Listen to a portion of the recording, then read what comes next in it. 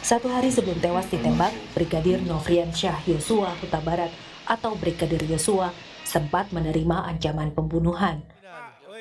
Hal ini disampaikan Komnas HAM dalam rapat dengar pendapat dengan Komisi 3 DPR RI Senin kemarin. Saat menelusuri kasus Brigadir Yosua, Komnas HAM sempat berkomunikasi dengan Vera, kekasih Yosua. Menurut Vera, pada 7 Juli 2022 atau sehari sebelum tewas, Yosua menerima ancaman pembunuhan dari pihak yang disebut Yosua sebagai squad. Komnas HAM kemudian mengetahui bahwa yang dimaksud Vera adalah Kuat Maruf, asisten rumah tangga dan juga sopir istri Irjen Verdi Sambo yang kini telah menjadi tersangka. Tanggal 7 malam, kan kematian tanggal 8, tanggal 7 malam memang ada ancaman pembunuhan. Kurang lebih kalimatnya begini, kurang lebih. Jadi Joshua dilarang naik ke atas menemui Ibu P karena membuat Ibu P sakit. Ya, kalau naik ke atas akan dibunuh. Jadi itu komunikasi tanggal 7 malam gitu. Dan siapa yang melakukan waktu itu?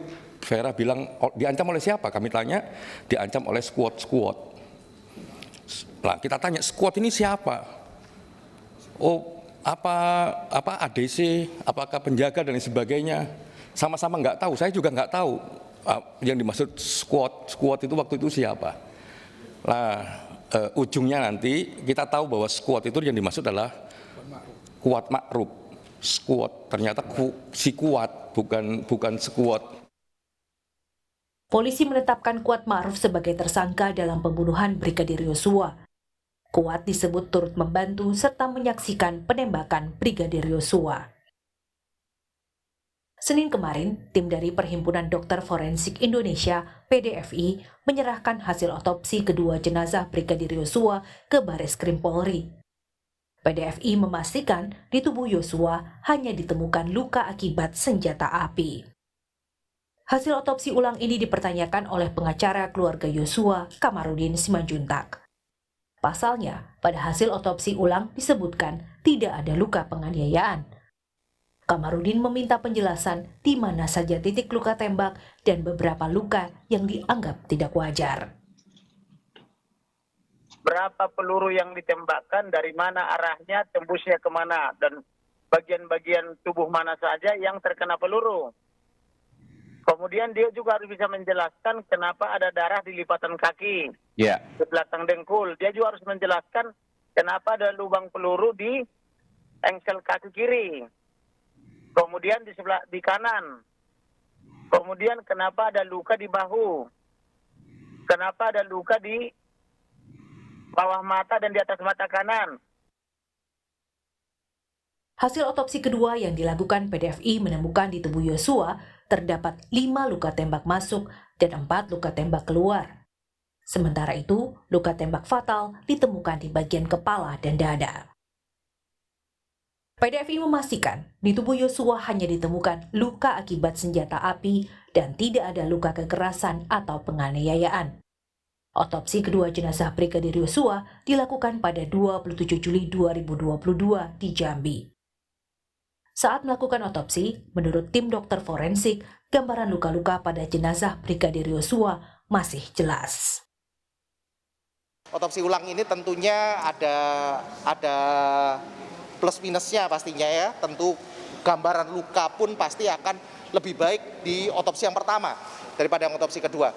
Tapi dari kita bisa lihat bahwa otopsi yang kedua ini kami masih bersyukur banyak baik itu bantuan dari Allah Subhanahu wa taala, dari Tuhan Yang Maha Esa, serta dari tim yang kami siapkan, penasehat kami juga semua memberikan petunjuk bahwa gambaran luka-luka yang kita temukan pada tubuh masih cukup jelas. Keluarga Yosua juga telah menerima hasil otopsi kedua ini. Ketua Tim Forensik Otopsi kedua jenazah Brigadir Yosua, Adi Firmansyah menegaskan, tidak ada intervensi dalam otopsi kedua ini. Tim Liputan, Kompas TV. Ya, Saudara, bahwa Ketua Lembaga Perlindungan Anak Indonesia, LPAI, Seto Mulyadi mendatangi Bareskrim Mabes Polri siang ini dan kedatangannya untuk membicarakan perlindungan terhadap anak-anak Irjen Verdi Sambo. Langsung kita sapa jurnalis Kompas TV, ada Renata Panggalo di Barreskrim Polri Jakarta. Renata, Seto Mulyadi apakah sudah tiba di Barreskrim dan apa agendanya? Apa aja nantinya akan disampaikan di Barreskrim? Ya, selamat siang Resa dan juga saudara. Tadi sekitar kurang lebih 15 menit sebelum pukul 1 siang, Seto Mulyadi selaku Ketua Lembaga Perlindungan Anak Indonesia menyambangi Barreskrim Mabes Polri untuk menemui langsung Dirtipidum Barreskrim Mabes Polri yakni Brigjen Pol Andirian. Terkait apa saja yang akan dibicarakan dalam pertemuan ini, tadi Seto Mulyadi sudah menyebutkan bahwa pihaknya akan menanyakan kepada pihak kepolisian sejauh mana pihak kepolisian telah melakukan langkah-langkah perlindungan bagi anak-anak dari korban, maksud kami dari tersangka kasus pembunuhan yang menewaskan Brigadir Yosua. Terkait apa saja yang akan disampaikan ataupun dibicarakan, untuk detailnya mari kita saksikan cuplikan wawancara dengan Ketua LPAI Seto Mulyadi berikut ini.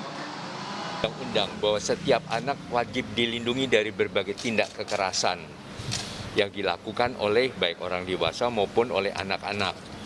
Dan ini termasuk anak yang membutuhkan perlindungan khusus. Karena apa? Karena ya harus terpisah dari kedua orang tuanya. Sementara yang masih ada adalah yang paling kecil adalah masih di SD dan yang paling bungsu adalah masih 1,5 bulan. Nah, ini tentu sangat membutuhkan perlindungan khusus. Kami di sini hanya menanyakan seberapa jauh langkah dari Polri untuk melindungi warganya sendiri. Artinya warga ini anak yang sedang dalam keadaan membutuhkan perlindungan. Ya, selain dari menanyakan sejauh mana langkah yang sudah dilakukan kepolisian, juga tadi Seto Mulyadi sempat mengungkapkan niatnya untuk kemudian memberikan bimbingan baik itu psikologi maupun bimbingan terkait pendidikan apabila kemudian nanti pada hasil dari pembicaraannya dengan pihak kepolisian belum ada begitu langkah-langkah konkret yang sudah dilakukan oleh pihak kepolisian. Selain itu juga dari Seto Mulyadi menyatakan ataupun sudah mengungkapkan niatnya untuk kemudian bertemu dengan anak-anak dari Irjen Verdi Sambo dan Putri Chandrawati untuk kemudian menanyakan bagaimana kondisi baik itu kesehatan fisik maupun psikis dari anak-anak. Mengingat memang apabila kita amati di media sosial sudah banyak sekali tersebar informasi ataupun hal-hal privasi yang menyangkut dari keluarga Irjen Verdi Sambo dan Putri Chandrawati. Ini pun yang ditakutkan ataupun dikhawatirkan akan berpotensi pada perundungan di media sosial maupun di dunia sehari-hari begitu, Resa. Ya, Renata, ini Barreskrim menyebut akan memeriksa istri Irjen Verdi Sambo, Putri Chandrawati sebagai tersangka pekan ini. Sudah adakah jadwal pemeriksaan pastinya yang Renata peroleh hingga siang ini? Ya, baik Resa dan saudara, terkait kapan kemudian pemeriksaan dilakukan terhadap Putri Chandrawati, ini masih menunggu dari kondisi kesehatan dari Putri Chandrawati yang seperti kita ketahui saat pemeriksaan keempat maupun gelar perkara Putri Chandrawati tidak dapat hadir karena kondisinya yang masih sakit. Ini pun juga dari pihak Putri Chandrawati telah mengirimkan surat keterangan sakit kepada pihak kepolisian sebelum ditetapkannya Putri sebagai tersangka. Kalau kita hitung kira-kira Kamis kemarin surat ini diserahkan, lalu kemudian 7 hari per hari Kamis kemarin ini pun juga dari pihak kepolisian akan melakukan penahanan begitu terhadap Putri Chandrawati. Oleh karena itu masih kita terus pantau bagaimana kemudian pihak kepolisian akan melakukan penahanan terhadap Putri Chandrawati. Namun sampai saat ini memang kondisi kesehatan dari Putri Chandrawati masih menjadi salah satu aspek yang kemudian menyebabkan tidak bisanya dilakukan pemeriksaan ataupun penahanan. Namun pastinya jika sudah dilakukan penahanan, Resa dan juga saudara, tentunya akan lebih mudah bagi pihak kepolisian untuk kemudian melakukan pemeriksaan terhadap Putri Chandrawati. Selain itu pun juga dari pihak kepolisian tentu juga harus memperhatikan begitu ya hak-hak dari Putri Chandrawati, mengingat beliau merupakan perempuan yang berhadapan dengan hukum dan kemudian mengingat statusnya yang merupakan ibu dengan 4 anak yang salah satunya pun juga masih berumur balita. Ini pun yang kemudian menjadi pertimbangan yang harus ditimbang kemudian dari pihak kepolisian untuk kemudian menahan ataupun memeriksa dari Putri Chandrawati. Reza. Baik, Renata Panggala melaporkan langsung dari Bareskrim Polri Jakarta. Selamat kembali bertugas, Renata.